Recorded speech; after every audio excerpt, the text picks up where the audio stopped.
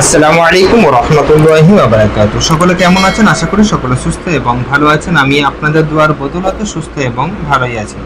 এখন যেটি পড়ব আমরা সেটি হচ্ছে নুনে কুতনির বর্ণনা। নুনে কুতনির বর্ণনা। এটি ছোট্ট করে লিখছি কারণ হচ্ছে কি এই ওয়ার্ডটি অনেকটাই বড়, তো আমার এই বোর্ডটি একটু ছোটোর কারণে মানে সংকীর্ণ জায়গা, সেই জন্য আর কি ততটা পুরোটাই লিখতে পারবো না বলে, যাতে সম্পূর্ণটাই হয়ে যায় লেখা, সেই জন্য ছোট্ট করে লিখে দেওয়া হচ্ছে, যাতে এক লাইনেই সমস্ত অক্ষরটা দেখি যদি পারি ইনশাল্লাহ আয়ত্তে আনতে।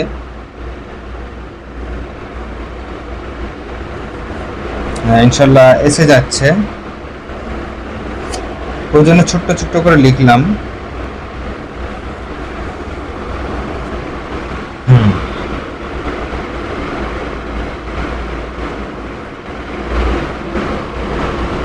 এখন হারাকাত দিয়ে যুক্ত করে দিই। আম ওয়া আম ওয়া লুনিক আম ওয়া লুনিক তারফ আম ওয়া লুনিক তারফ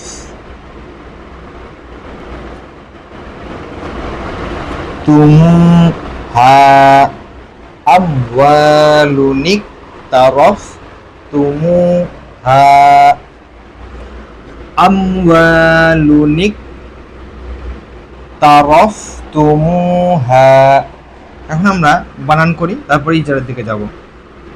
হামজা মিম জবর আম, ওয়াও আলিফ জবর ওয়া, আম ওয়া, লাম পেসলু আমওয়ালু, নুন কফ জের নিক আমওয়ালুনিক, তা জবর তা আমওয়ালুনিক তা, را فا زبر رف أموال طرف أموال طرف تا بست أموال طرفت ميم واو بسمو أموال طرفتم ها ألف زبر ها أموال طرف তুমুহা আমওয়ালুনিক তারাফতুমুহা। এখন আমরা ইজারার দিকে যাব। হামজা মুতাহারিক মিম সাকিনের কায়দা একটি আলাদা হবে এখানে, কিন্তু আমরা পড়িনি বলে যাই হোক যাচ্ছি না। ওয়াও আলিফ মাদ্দা, আলিফের পূর্বে জাবার আসছে ওই জন্য আলিফ মাদ্দা হবে, আলিফ মাদ্দাকে এক আলিফ পরিমাণ টান দিয়ে পড়তে হয়। লাম মুতাহারিক হবে, মুতাহারিক অক্ষরকে তাড়াতাড়ি পড়া, মোটো নাটনা মারুফ পড়া, মজুল আওয়াজ থেকে বাঁচা। নুন আলিফের নিচে ছোট্ট নুন এসছে এবং তার নিচে জের এসছে ওই জন্য নুনে কুতনি হবে।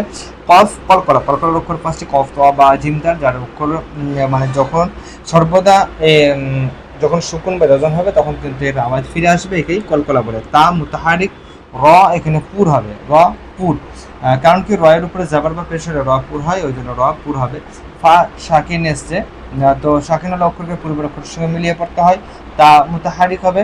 আর মিম এখানে ওয়াও মাদ্দা হবে, ওয়াও শাকিনের পূর্বে পেশ হলে ওয়াও মাদ্দা হবে, ওয়াও মাদ্দাকে একের পরিমাণ টান দিয়ে পড়তে হয়।